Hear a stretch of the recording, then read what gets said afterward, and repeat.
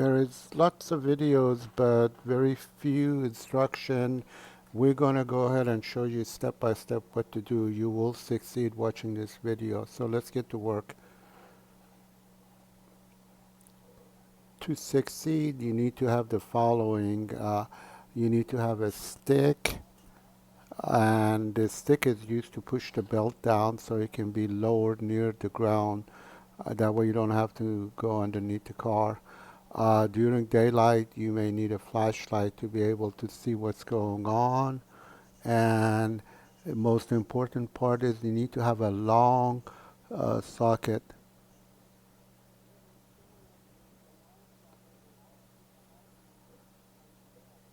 The long socket will let you hold the belt. I believe it's 14 millimeter. You see how it's sitting there? When it's sitting right there, you push it with your hand forward and slide it on the tensioner.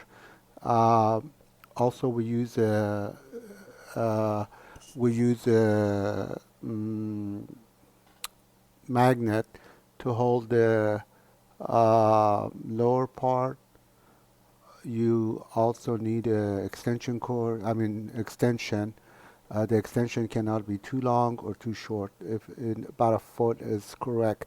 The magnet is used to connect to the alternator on the lower part, and what it does is stops the belt from popping out.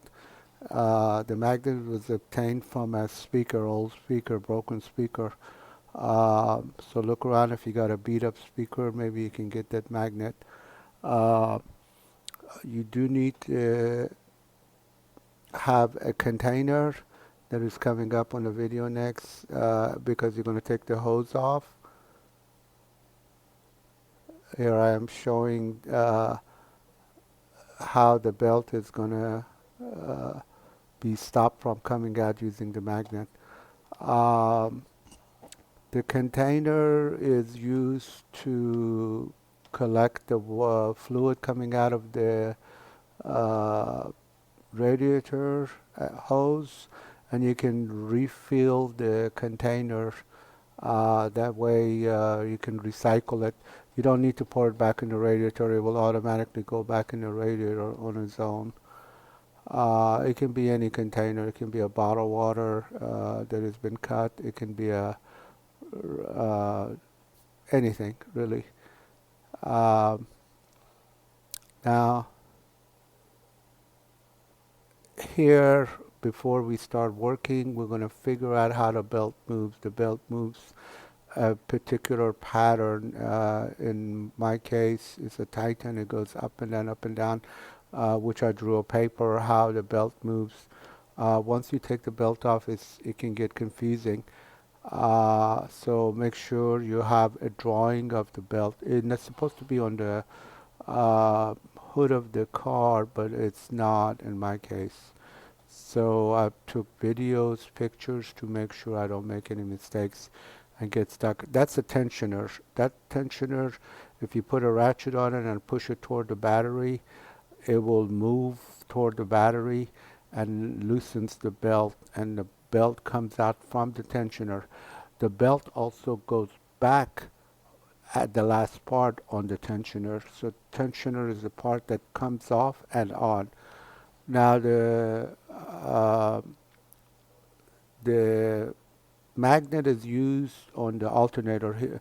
The lowest part of the pulley is the alternator, and the new belt it's not easy to put on because it has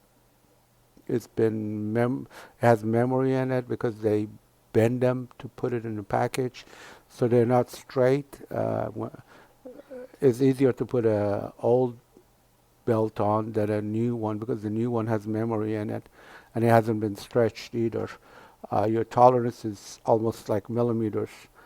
Uh, Here's the picture of how the belt moves. If you notice, it goes up and down, up and down. So as a reference, we're going to go ahead and start putting the belt in, and we do use the stick to push the belt down all the way down toward the ground because your hands are too big for it to be pushed down.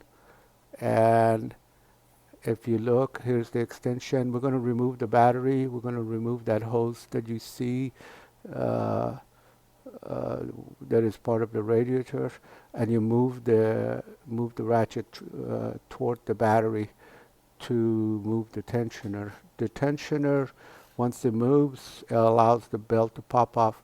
You do need to have a long socket, not a short socket. I think it was 14 millimeter, uh, to get this thing put back on. Pay attention here. This is the most important part of the video.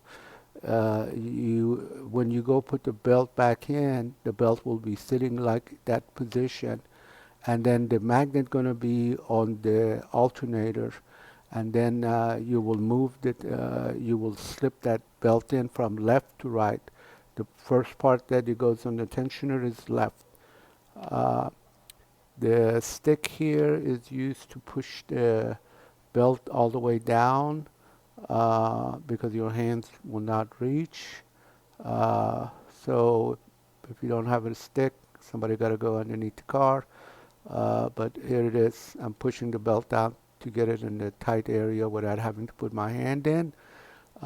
Good thing is that you don't have to get involved with the fan belt. The fan is not involved at all. Uh, Again, make sure you use the long 14. I think it's 14. I'm not remembering. Um, Take the hose off. Take the battery off. And use this to capture the fluid, put it back in the reservoir, and it will go automatically back in the radiator when it's time for it to go back due to the expansion and extraction of the fluid.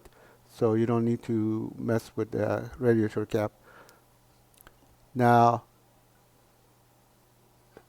the belt going to be sitting on that long uh, long socket,